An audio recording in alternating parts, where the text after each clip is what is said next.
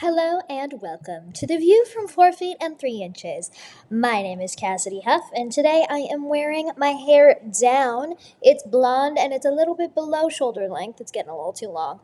I have a sage green, yeah, sure, we'll call that sage green t-shirt on today, and a white background because I have a wonderful virtual guest with me today. I'm so excited. She's one of my best friends, and her name is Miss Jayne Mattingly. Jayne, I'm so excited to have you on. Hello. I'm so excited to be here. Do you want to do a visual Yes. description? Oh, Thank you so much. I am Jayne Mattingly. You can see me here. I have blonde hair. I am white, Caucasian. I have my hair up, tousled in a bun with my bangs. I am wearing a navy sweatshirt because it's nice and cold here in Charleston, South Carolina. I'm a wheelchair user and I am sitting in my office with my artwork in the background, nice and pink, and I have my little abstract Palestinian flag up there and my graduate degree, master's in clinical mental health counseling there in the back. And I'm so excited to be here. Cassidy and I literally chat probably 4 times a day. So literally. this will be no different, just in front of other people. Yeah. We were talking before we started recording, and I was like, I promise I won't say anything incriminating. I Because when I say Jane and I are besties, I'm not kidding. No. Like, Yes. I feel like I say that a lot about my guests, and I truly am friends with every single person I have on this Yeah. podcast. But Jane and I are on another level. Yeah, it's concerning. It's Yeah, actually no, concerning. it's a little bit. Yeah, like I get out of the shower and I'm like, "Oh, sorry, I don't am I like I'll just like answer and Cassidy would be like, "Yeah, you want to put on a towel?" I'm gonna put on some clothes. I'm like, hey, yeah, okay. Sean will come in and he'll just be like, "Hey, Cassidy," and like won't even know who I'm talking to. Yeah, Kaz walks in now from work, and he just assumes that we're talking to Yeah, each other. He's like, it's either your mom or it's Jane. And I'm like, yeah, exactly. that's a I fair like assessment. get in arguments with Kaz and Kaz doesn't even know what's coming. I'm like, "Kaz, come on."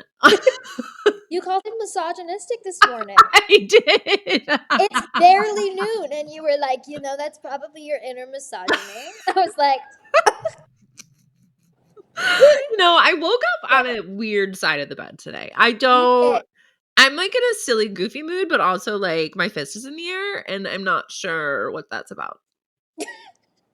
So prepare for this episode to be a little silly. Yeah.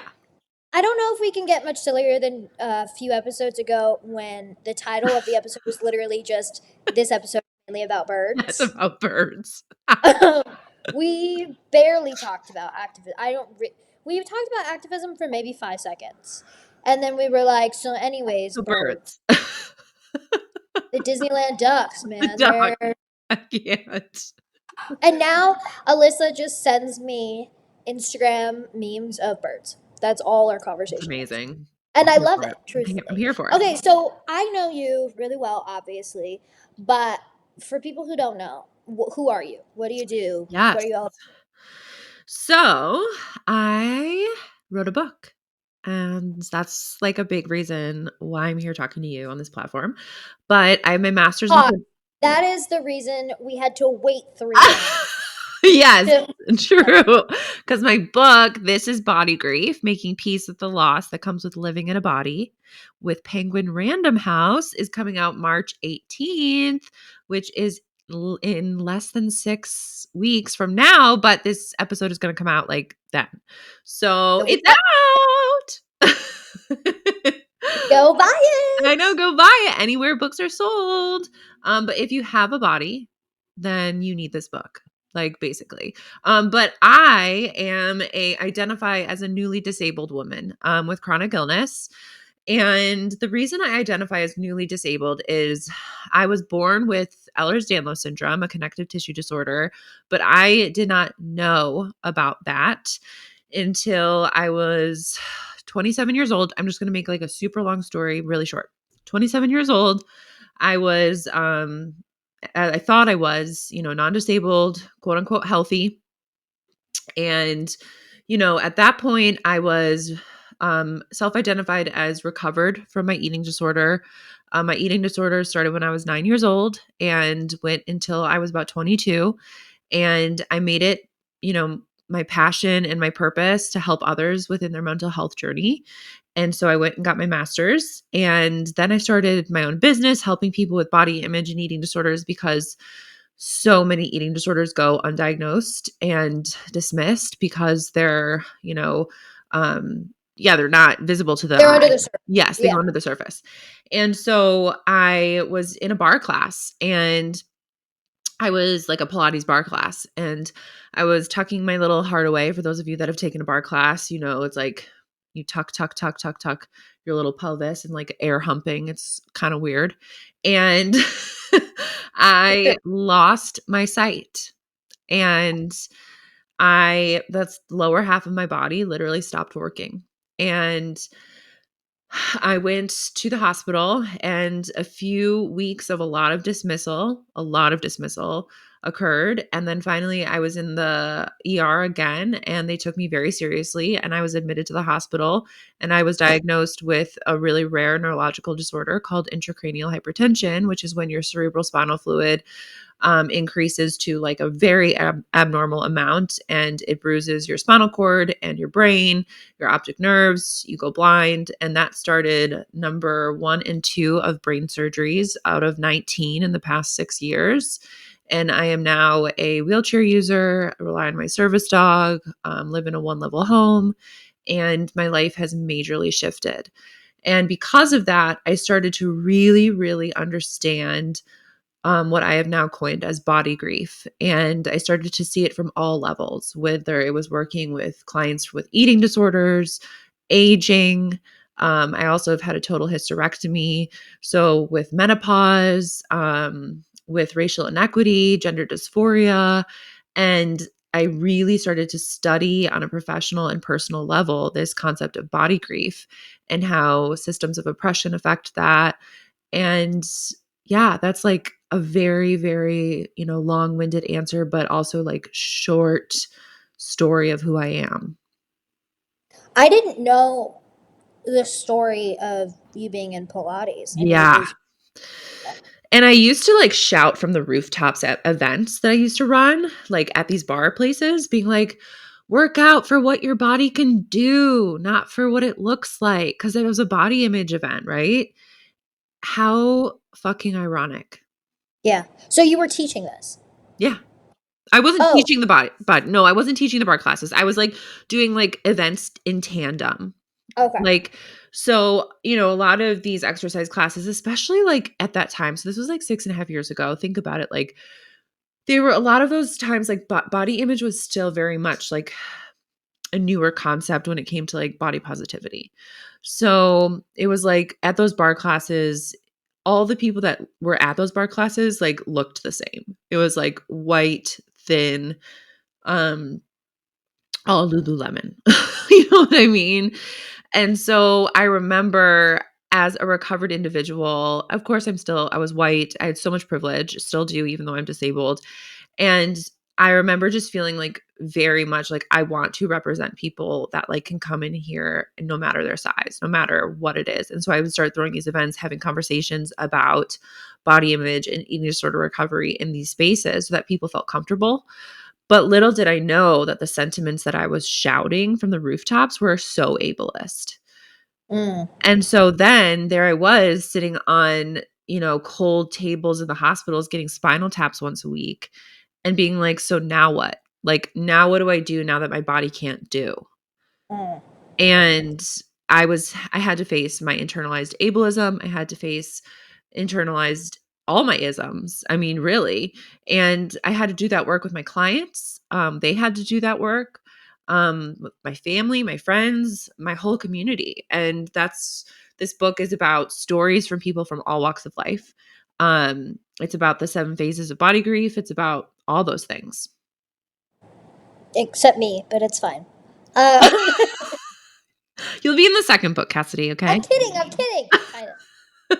Uh, so Jane and I are very, I wouldn't say new friends. I mean, we're in the last year. Yeah. Yeah, in the last year we've become really close. But I was trying to think the other day, maybe I was on the phone with you and I was thinking this. I don't know. But I was thinking the other day about I know how we met, but I don't know when I started following you or when Yeah. I started following you, like, a you followed me while ago. first. Yes, Okay. I definitely followed you first Okay. because I was like, "Fangirl," and but what's cute about our friendship is that I'm, like, a decade older, Yeah. and it doesn't feel that Almost way. exactly. Yeah, and it doesn't feel that way, but when it does, it's, like, sisterly. Well, that's what I've told you before. I've Yeah. come to you and I'm like, some big sisters. Yes, and, like, you'll humble me when you're like, "Okay, ew, that was old," and I'm like, "That hurts my feelings." What did you say last night? You said something, Yeah, and I I forgot. don't even remember what you said, but I was like, "Well, that's old," and you were like, "Okay, well." Yes, it was in reference to something with pop culture.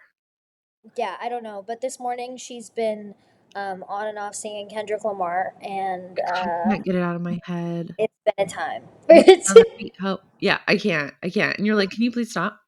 Um, but yeah, and also we have, like, identical lives, like, you have Champy, I have Weedy, he's a Very black odd. Yeah, serves dog, you have a black cat, I have a black cat. we both have significant others Yes. who are oddly very alike. Yeah, grumpy a little bit. Yeah, Yeah. Mhm. it's very interesting. Yeah. But a year ago, we hadn't spoken. We hadn't really interacted other than like liking each other's stories and posts and Yeah. whatever. So I just think it's so cool how friendship, and especially I think, I don't know, maybe it's because we're women, maybe it's because but I really think it's because of the disability thing. Mhm. Because disability, I think, really brings people together. Yes. And I'm like, you have a disability, cool. We're already, Absolutely. Like, I trust it. yeah. Like I already, and maybe that's an issue of mine. We're Because opening I'm a like, I already trust you. yeah. No, Maybe but we shouldn't. it's like this community. This it's like, okay, I have trust, like, this Yeah, sense of community is so strong, especially nowadays, where yeah. I think, like, and that's what I talk about in the book a lot too, is like community is the antidote to body grief. Mm, And I think now more than ever, right? With these, like, just constant, unprecedented times, mm. it's just like we need to lean into community more and more and, like, have joy so that we don't burn out. Yeah, agreed. Yeah. So I have a question because I think you are, I don't want to say the only, but maybe one of the only guests that I've had on here on my podcast that wasn't born disabled. Mm, A lot of my, and we talk about this all the time, all the time. but Yeah. a lot of my friends were born disabled. And I tell Jane all the time that, like, she's really one of my only friends that became disabled and acquired her disability or found out about it later on in life, because I have a really hard time trusting people who are newly disabled. Not because of anything personally, but mainly because of Ableism.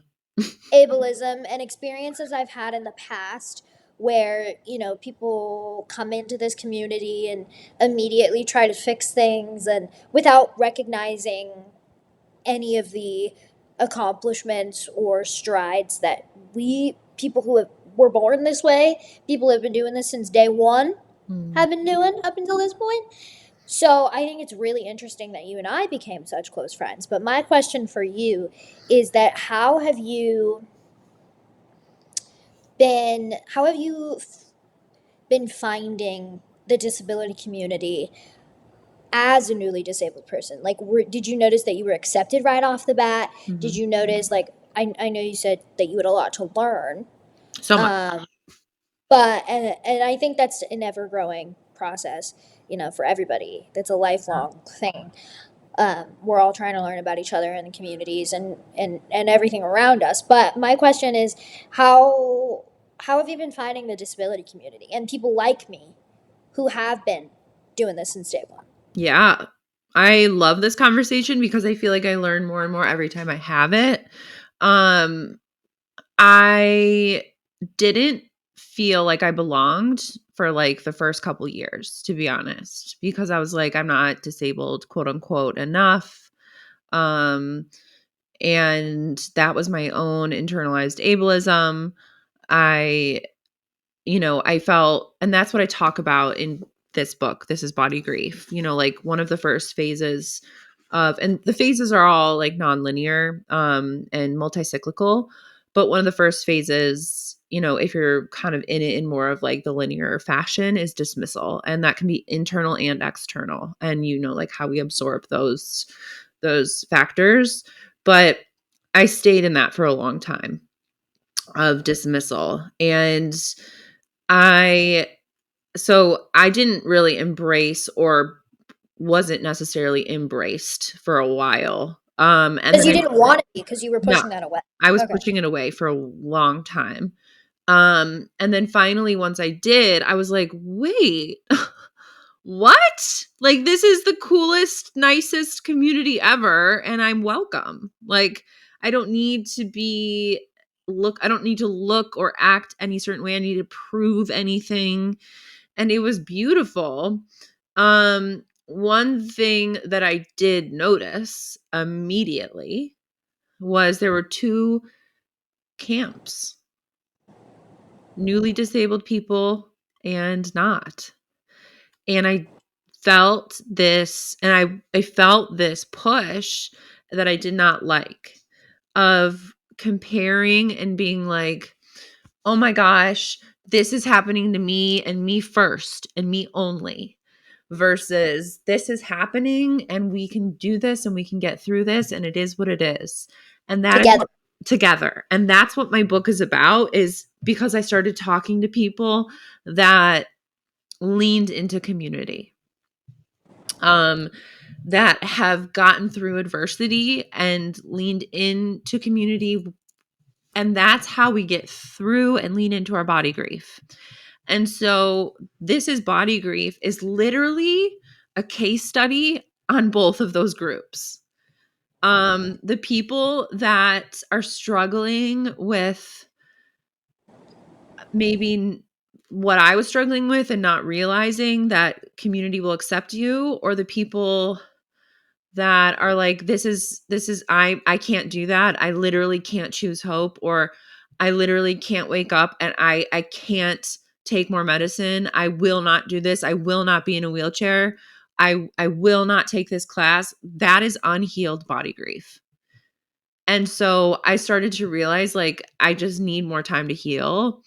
And I started to learn so much from people like you. And I'm like a student of this population. I'm a student of this community. And I've made a lot of mistakes along the way, and I still have so much more to learn. But I also think I have like a lot of story to give to the community, but I'm not an expert in any way of being like a disabled human. I'm just like a living person in a disability, like in a disabled body. Yeah, and I think that's, I don't know. I feel like there's this weird complex that a lot of disabled people have who are like me, that have been disabled since birth, that I'm really trying to unlearn right now, because a lot of people are like, I am an expert. Actually, I am an expert. I have nothing else to learn. And I did think that for a while. And it wasn't until probably a few years ago, well into my social media journey, that I was like, you know what? There's a lot that I don't know. Especially because I was getting into the disability community here in LA. Hmm. And I was, Yeah, but it's interesting though. Like I do think I noticed also like this community is a beautiful community, and it's also one that is incredibly protective. yeah, and Um I think that's because we've had to be. mhm. We've had to protect ourselves from not necessarily each other, but like non-disabled people Yeah. Makes sense. who, in our eyes, want to hurt us or want to rip us down or take our rights away or, um, want to treat us like we're guinea pigs for whatever trial or whatever else. And so for a lot of us, I had my first surgery at 1. Yeah. I was being poked and prodded, and I was in an FDA trial. So I was literally being studied from birth, pretty much. They told me what I could be at birth. Like, Mhm. they told my mom that all I was ever going to be good for was a little person at a circus. Oh my God. Oh. The day I was born, they did x-rays and tests on me without her consent the day I was born. And so I was literally being poked and prodded since day 1. Mhm.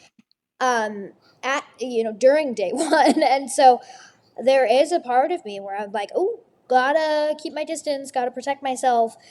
And I think that's valid, but I Yeah. also, the disability community who have been doing this since day 1 need to realize that, like, not everybody's out to get us. A Mhm. lot of people are here to learn. A lot of people want to learn, and I think that's what you and I do really well with our platforms is we kind of reach across the aisle and we're like, "Hey, you want to learn? Come over here. Don't ask that random disabled person in the grocery store. Ask me." Yeah. Talk to me. Right. Talk to me about what I have going on. You want to ask me what my disability is? Okay. You want to know about laws, or you want to know about what it's like to live day to day with a service dog or with partner, or Yes. how I manage my household? Okay, I'll tell you, so that it's educating you a little bit and fulfilling that curiosity. But I also think that we do a really good job, and I know there are so many others So many. like this community that do protect themselves, but also are unlearning that as well. Mhm. And they're also trying to educate people who want to be educated. But I definitely had that complex of being like, I'm an expert, so, because I've Right. been doing this for my entire life. Of course, you live it. Yeah. Yeah. Uh, but yeah, I think that once I was surrounding myself with the LA disability community here, who are tight knit, Yeah. and everybody knows everybody, and I can't wait for you to meet everybody here. Can't wait either.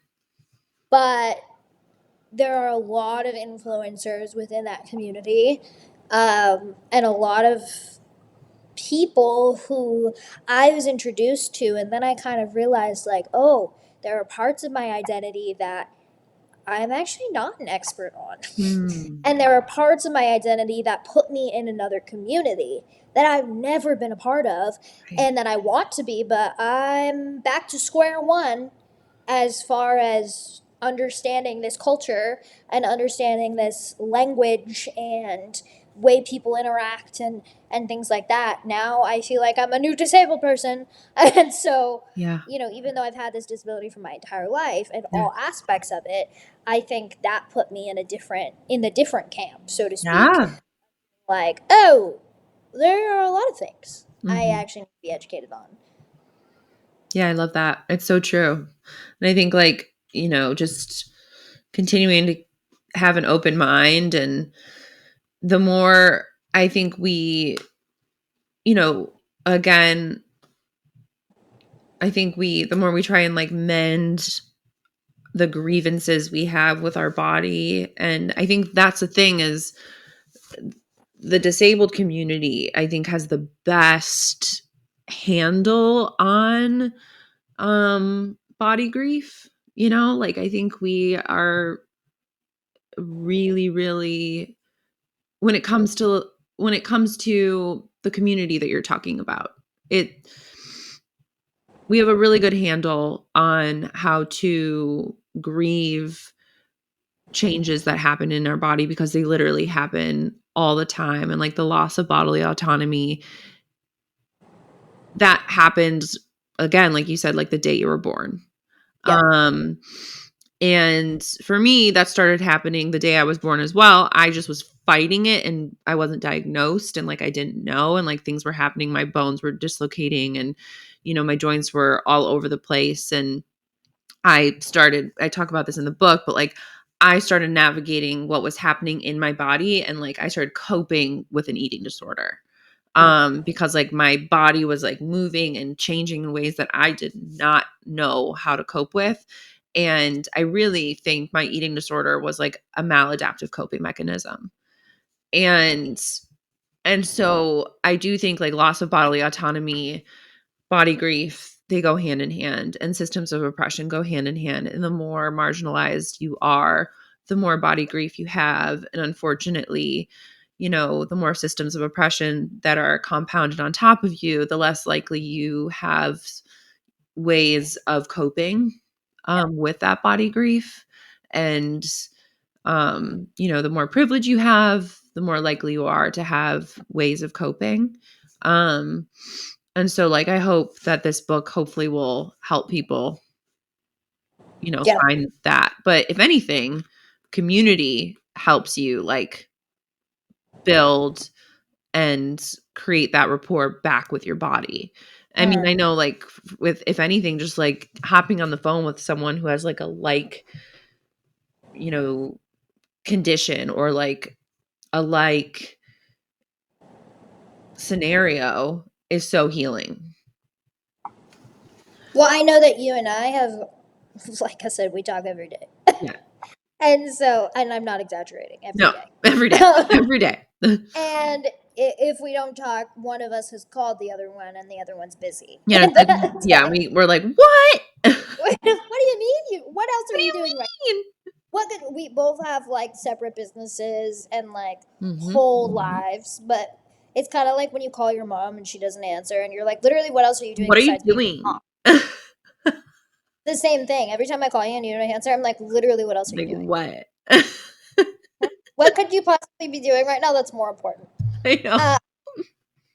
Uh, but you and I have conversations like that all the time where I call you from bed. I'm like, Mhm. hey, I'm in a lot of pain today Yeah. and I need a distraction or I need to talk about it Yes. and nobody in my family gets it. Yes. And, I know that I don't really have to explain it because you just Get it. understand Yes. and you get it and you can relate. It's not just sympathizing, it's also empathizing. Absolutely.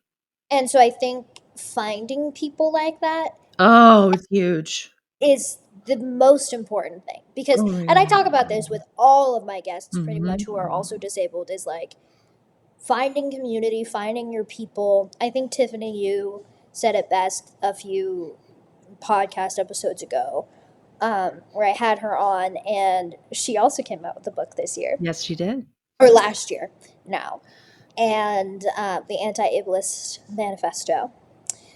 And she said her advice to her younger self was that there are people out there that are waiting and that are so excited to meet you and so Oh, excited to have you in their lives. And that really, I mean, there are so many quotes from that one episode that stuck to me, but that one just really that's so was sweet. so transformative to me because obviously I know that. Like I know that younger me was waiting to find friends. She had no friends Yeah. in elementary school, middle school. She had a few okay ones in high school, but I didn't really have that. And so for her to say there are people out there that are so excited and waiting, Absolutely. that was like really transformative. And I think Mhm. that rings true for everybody, whether you're disabled or not. Um, Absolutely. Yes. there are people out there that are just so excited Mm, to I love have you. that. So excited to, like, look at Jane and I. We didn't know each other a whole year ago. I know. I mean, the But now amount you're of such a part of my daily yes, routine. you're literally like that's the thing. And I mean, I talk about this in the book too, where I actually it might have been cut from the book. There's so many things I wrote, and then I'm like, wait, actually, I don't Yeah. think I did. But for instance, with the pandemic, I don't know if you felt this because I know with the pandemic, your experience was a little bit different because you were in school and then college.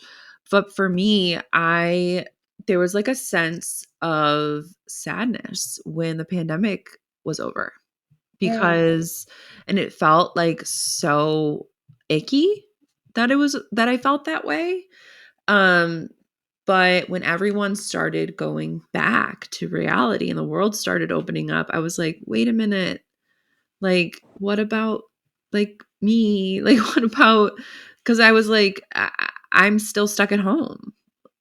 And when I'm able to like find friendships like us and you know even if it's a non-disabled friend that like is able to still just come over and like hang out on the couch or like you know listen and not say, I'm just going to say it, like stupid ableist shit.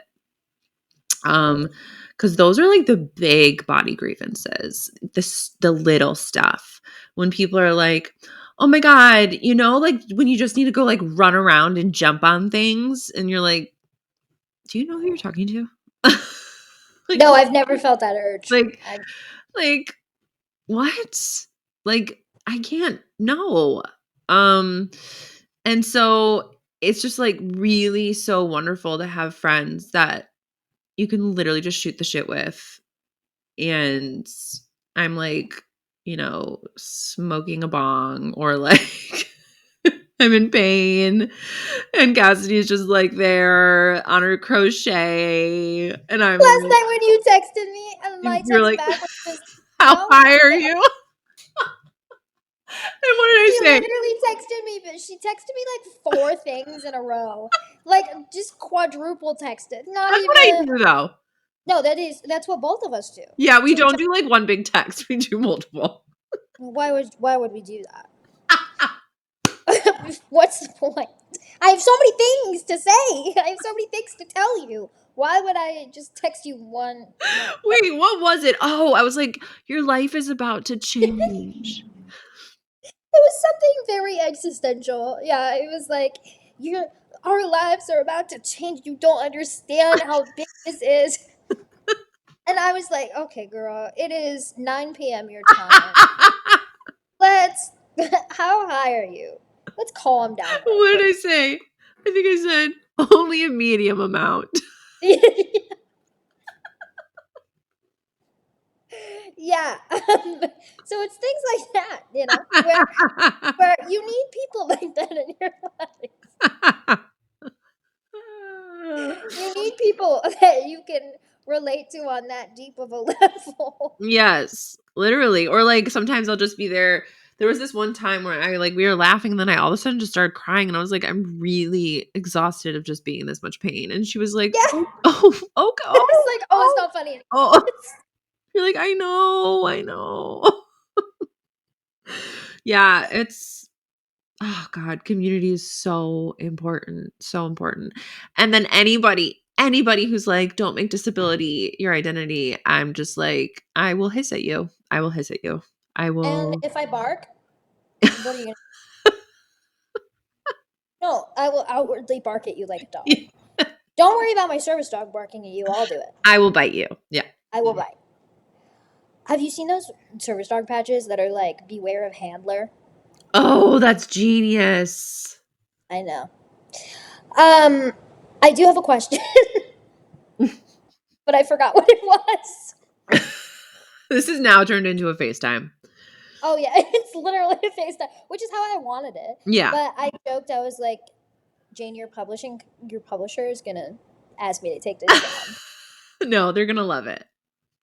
Because okay, oh, I do remember what it was. So you've done a lot of podcasts, which is part of the reason it's been so difficult to find the time for both of us to record this one because I wanted to have her on in like October, Yeah.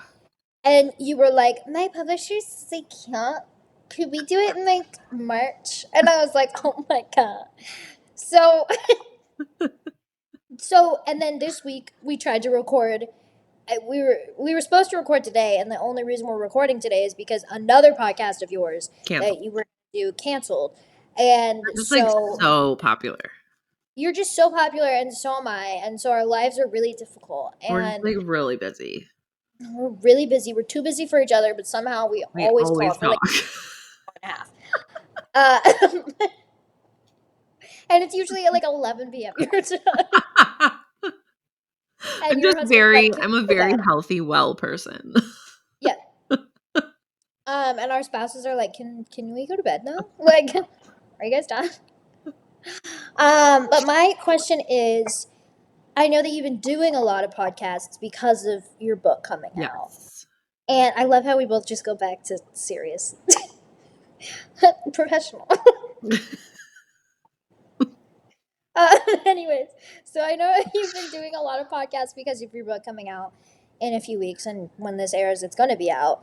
What is the question that you always wish podcast hosts would ask you? Oh. Whether it's about your book, whether it's about you, like, what's the question that nobody's asked you Oh my yet? gosh, this is such a Because I good feel like now's the perfect. question. Because I know everybody's like, tell us about. I don't know. Honestly, I don't listen to any of the podcasts you're on. Great. Well, none of them have come out. They're all coming out the week of the book. Oh, okay. Um, but thanks for I read spilling that one that. article you sent me. Thanks for spilling the truth. I read that one article because you sent it directly to me. Yeah. Yeah, that was a big one. Um, And you also made me read it before it came out. oh, the Today article? Yeah. Oh yeah, that was You sent cool. in the notes app. You sent me the whole Oh, thing in the I notes app, did. and you were like, "Can you review this before I That send it was a off to big today?" one. And Yeah. I was like, "Yeah, I guess. Yeah, Is I this so guess. special? I guess I so." love that you're like, I'm Jane's best friend, but I've never ever listened to a podcast. Be so for real. You don't watch my videos either. Yes, I You don't. do. No, you do not. Oh, I You watch absolutely my long form. no.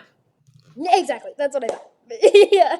I Okay, know yeah. you watch my reels. I I know you watch absolutely my TikToks, but you absolutely do do. not watch my YouTube videos. No, I'm a millennial. I don't watch YouTube. Yeah, exactly. Okay, fair. Touche. Okay, this has all been stalling so that you can think of an answer. No, I can't. Oh, God, what do I wish podcasters asked me about my book? About your book, or like just about you, or like, because I know a lot of people are probably going to ask you, like, what was the process like? And, like, how did you choose who was going to be in the book? And what was the process of the stories that you chose? And those Literally kinds of all the things. things they But those asked. are so surface level, I get. Not to, like, insult anybody, Yeah, but like those are dumb. Um, I'm like, Tiffany, you really did not ask the hard hitting question. Just calling them all. Okay, she'll think that's funny. She doesn't listen to any of my podcasts either. It's fine. what do I wish If they you're a real asked? friend, if you're a real friend, you do not listen to any of the stuff that your friends That's are on. true. That's true. My mom does not care. She does not listen to any. I was like, Mom, did you watch my YouTube videos? She goes, No. What do I wish? Do you have a question? No. My problem with this podcast is that, like, we talk so much that all the questions that I want to ask you, I already know the answers to. I know it's fine, but they don't. Yeah, I know. I know I'm trying to think of a question that would be fun. Okay, it doesn't have to be fun. Um, Like, does anybody ever ask you, like, what your favorite snack is? Bet not. but not. No, they Bet never not. said. They're all so professional. They don't care. I mean, one thing I did was I had a book playlist that like every time I wrote, I wrote on my magical porch when I wrote. I love your magical porch. That is the Yes. one thing I'm so excited about when I come to visit you in April. Yes. Oh, by the way, I'm going to visit her in April. Yes. And I would write on my porch and I would play my book playlist. And it was like filled with like over 100 plus songs. And I would just play that, play it. And Can I I, ask what one of, or like a few of the songs were? Like, yeah, what was the vibe? it was very Taylor Swift heavy. Uh, I couldn't do that because I'd just be singing instead of writing the I whole time. can write with music. Like, I can't. It I, has to be instrumental. okay. Yeah, for me, that is not. I can, like, really get into it. And now, like, when I, like, play that, it's like it feels, like, heavy for me, but also, like, so nostalgic. Like, I can't even describe to you, like, how it feels. I'm trying to pull it up now. Where is it? Oh my god, where'd it go? You don't need me anymore. It's gone. What? I said,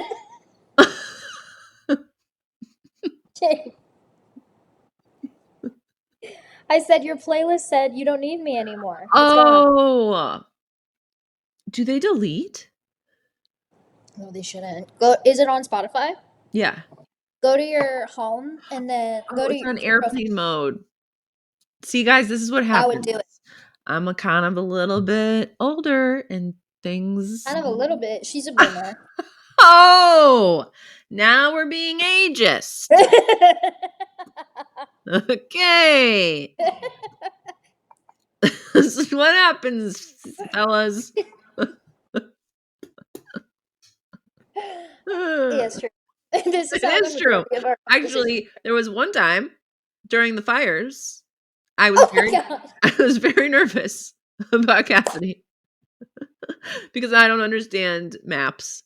And I was Or like, California. or California. Tensions were high.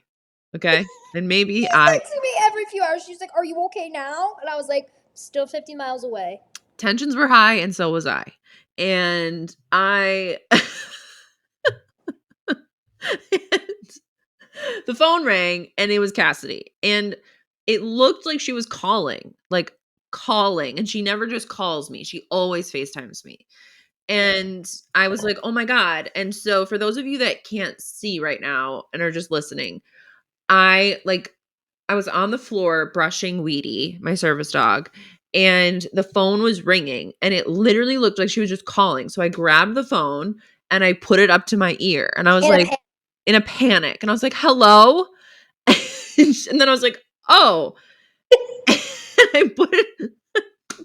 I put the phone up towards my face and then I was like, "Oh, I thought it was a call." I thought it was a phone call. And Cassidy goes, "That was the most old person thing you've ever done. Are you my grandma?" And I was like, "Oh my god, I know. I know. I'm so sorry. I've never felt more called out in my whole life." I didn't even remember that until just now. It is marked and it's like engraved in my brain. Like Sorry. the amount of times like my dad has accidentally been like, "Hey, what's up?" And I'm like, Hello? "I can see your ear right now." That's how my grandma always used to answer my FaceTime. I used to call her every night. And that's literally how she would always answer my FaceTime. And I kept telling her, you don't have to answer it like that. You can just slide it and then just hold it like this up Mhm. to your face. And she never. But, like, I think the best thing is you're literally just sitting there and you're like, "Oh my god, that is the most old person thing I've ever done." And I was just, like, in a panic and I was like, "Oh, I'm God." And I just felt like I had been, like, slapped across the face and the fanny at the same time. It was awful. I've never said fanny. Why did I just say that? The view from 4 feet and 3 inches changes you. It really does. Yeah, also, I think fanny means something else in the UK. That's where a lot of my viewers are from. So that's like. Really? Yeah. Okay, guys, I meant the booty. They're going to be like. And that's actually the episode title right there. I meant the booty. I meant the booty or I was slapped across the fanny. It's going to be I met the booty slash. That's the fanny. Featuring Jayne Mattingly. That's how it's gonna go. It was gonna be This Is Body Grief, but I've scrapped that title. It's Okay, gone. that sounds good. Just so you're aware. That Penguin's gonna love it. They're gonna sounds love it. great. They won't even be able to find it. What are you saying? I don't have the viewership for the movie. Mm-mm-mm. I knew you were going to go there. Dramatic. What a lot of people probably don't know, because I haven't really said it, it's because what is that I am writing a book. I'm in the process of writing a Oh book my God. with my. I didn't realize you were going there today. What are you doing over there? I'm dancing. Um, I am in the process of writing a book with my mom, and Jayne is our book coach. Okay, well, preliminary book coach. I knew you were going to say that, and that's why I rolled my eyes. Um, because you are our book coach. Why can't I say that? Because it's like I'm not actually your book coach. Like I can't like write the book for like write like be like that. Like okay, fine. Guys, this is what we do. Okay, fine. I guess. Are you still trying to find your playlist over there? No, I gave up. Oh, okay. But Jayne is our book coach, and that's what I'm calling her now, so she can add that to her resume. Um, so I love getting to hear all of her book writing secrets. And when stop it. You're worse than when I had my sister on. I haven't even smoked today, guys. This is just Um, me. this is just her. This is just how she acts when we're no longer a professional. That's been thrown out the window at this point. Sorry. Um, so my question is, besides your book playlist, what is your biggest secret? The biggest hack that you found to writing a book? Ooh. Literally just write. Like write all the stories, continue to be creative. Write. Um can't stop, won't stop. You know?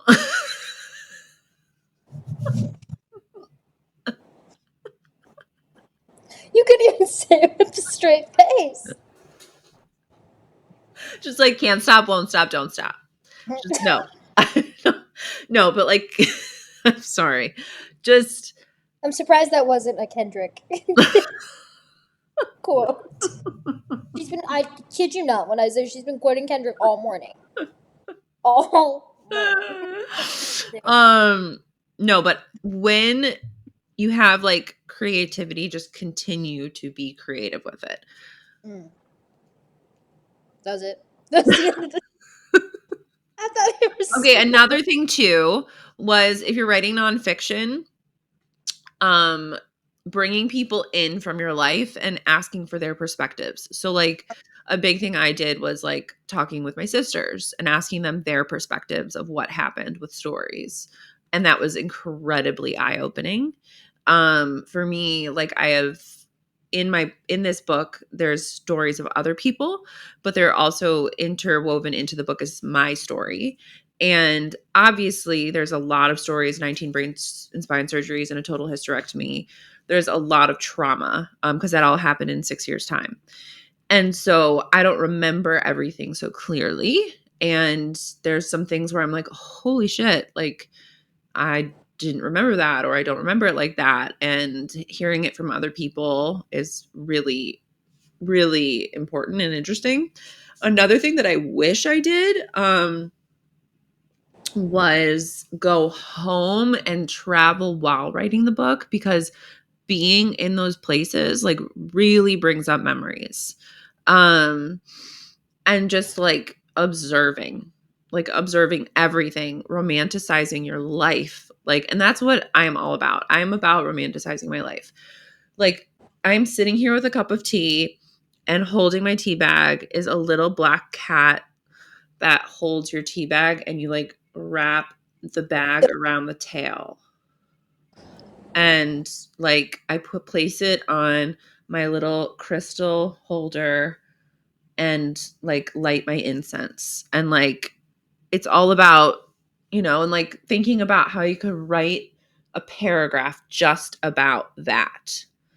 And it and also dancing in your kitchen and yes. And like, pulling something in your neck. oh my God, yeah, literally. So I was telling Cassidy yesterday, I go on Instagram all the time, and like she was like, "Do you just dance for the stories?" And I was like, "No, I literally dance in my kitchen constantly, but I I'm not pull surprised. and but I like literally like hurt myself because I pull my neck and I like hurt myself by dancing in the kitchen. And she was like, "That's the most disabled thing I've ever heard in my life." That is the most disabled influencer thing I've ever heard. Yes. And like I'm just like throwing ass in the kitchen, even though my And that's the alternate podcast title. I'm just throwing ass in the kitchen. I'm throwing disabled ass in the kitchen. That's what I'm doing. Right. I'm just throwing disabled ass in the kitchen while organizing my crystals and, you know, taking my meds. And I love that. Okay, so I have been talking about doing this thing on my Patreon. What are you doing? Lighting incense. Oh my god. Okay. I've been talking to people about doing a one episode a month thing on my Patreon, and I'm gonna call it Cassidy After Dark. I And need to be involved. I know that's what I was gonna say. So I'm gonna have different co-hosts on every. Back to the dancing. I'm gonna have different co-hosts on, and I want one of our episodes to be called "Throwing Disabled Ass in the Kitchen."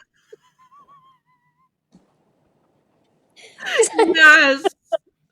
Yes. But I'm gonna start asking my Instagram to do like an ask me anything type thing, and then we'll Great. answer those questions Love it. as the questions with Cassidy After Dark. Love it. And we'll set the mood. We'll like dim the lighting a little bit and like maybe film in I our have a bedroom. disco ball. Okay, and a disco ball. But I wanna because I'm coming to your house in April. I want to do a Cassidy After Dark with you in person. Yes. That's my goal. I actually It have just an popped into my brain. idea. I have an idea. We'll talk about it. I have an idea. Okay. Okay, this leads me into my last question for you. Okay. Um, and I apologize that this to the viewers, not to you. That Okay. this episode is going to be a little bit shorter because Jane and I are such good friends that like I literally don't know what to ask her. Um, But but I ask everybody this question at the end. So, my main demographic, as you know, on my social media is usually ages 14 to 18. Some of them are my age, like 18 to 24 ish, but like young disabled people. got it. And I get a Not lot like of old questions, people like me. not old people like you. And some are Cool. old people like you. Uh, Are you? I literally was gonna be like, "Oh, do you want me to put it out?" You are not in the same room. no, we do this all the time, by the way. Um, Anyways, so that's my main demographic are like younger disabled people, and I get a lot of comments all the time about body positivity, confidence within your disabled body, how to be confident, what to do at school when kids are bullying, um, kids are mean. Yeah. And but it's mainly from young disabled people talking about like Yes. how to survive in this world as a young disabled person. And so my question for you is what would your advice be to Ooh, them? love this question. Oh my god, I love it. Whew. Okay, the first thing is how you talk to yourself. It really is. And I was the most insecure girl ever, having an eating disorder and body image issues in in my entire adolescence, from 9 and up. And the way you talk to yourself matters. Your brain and your body hear it. It's actually been studied. The cells actually like they hear it, they change. The way you talk to yourself is so important. Um, the way you dress, the way you move, that's important because it's how you feel when you do those things. It's how you feel, not how you think other people perceive you. It's how you feel. And so, um, following, I talk about this a lot on my Instagram, and self confidence, and all of these things. But having compassion for yourself, you cannot hate yourself into a body that you will love. It's just impossible. It just doesn't work like that.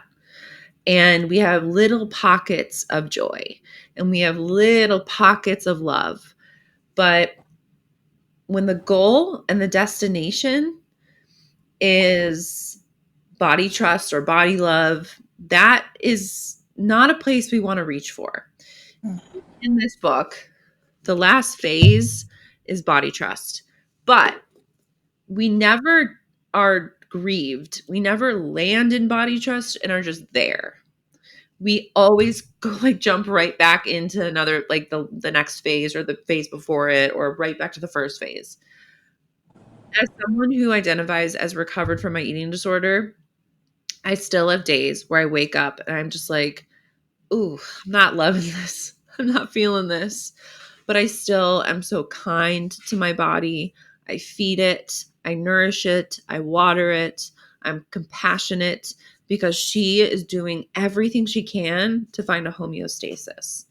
I have this term called perceived body betrayal, where it feels like we are constantly being betrayed by our bodies, whether it's because of how it looks, how it's acting, how it feels. But in reality, no matter what, our bodies are always on our sides. And sometimes the symptoms of that suck. But we owe it compassion. And we want to surround ourselves with compassion and people that also agree with that. And it will get better. It will get better. It will get better. It will get better. But that is what I want to leave you with. And laughter and joy and happiness and fun. I love that. Mhm. And I love that question specifically. I don't even remember why I started asking it. Alicia Anderson, who's a mutual of ours, was my very first podcast guest that was not a family member. And I just had the urge to ask her this for her last question. And I just started asking everybody because her answer was so profound. And every single person I've asked this to on the show has a wildly different answer. I love it. Literally, no answer has been the same. And I love, love, love that question because everybody answers differently based on where they are in their lives and their lived experience and who they are. I love And so I love that answer. Yeah. Where can people find you? Jayne Mattingly on Instagram, Jayne I Mattingly at TikTok if it's still around, Substack. So yeah, and if you're in New York City, we are doing an event at Powerhouse Arena on March 19th. At in Chicago, we're doing an event at Anderson's on the 23rd. Um, and the tickets are the book price. So I cannot wait I can't wait for these stories to get out into the world. I'm so excited. Thank you so much for having me. Yes, thank you so much for being here. And thank you for watching and or listening to The View from 4 Feet and 3 Inches. I'm your host, Cassidy Huff, and you can find me everywhere. Everywhere you're on social media, I am everywhere. Yes, you are. Please go see my other socials because I do post on TikTok, Instagram, and Facebook Reels, as well as YouTube Shorts every single day. I have a YouTube vlog that comes out every Wednesday and a podcast episode on The View from 4 Feet and 3 Inches, out everywhere you listen to podcasts, out every single Sunday. Thank you so much for watching and listening. Please go check out my Patreon because I am a lot more active on there. I am also kind of sort of active on Substack, but Jane's going to have to help me out with that because I don't know what to put on there. But go follow me there too. I now have an Etsy shop up, and a Ko-Fi if you want to go check those out as well. Thank you so much for watching and listening to this episode, and we will see you next time. Bye! Bye.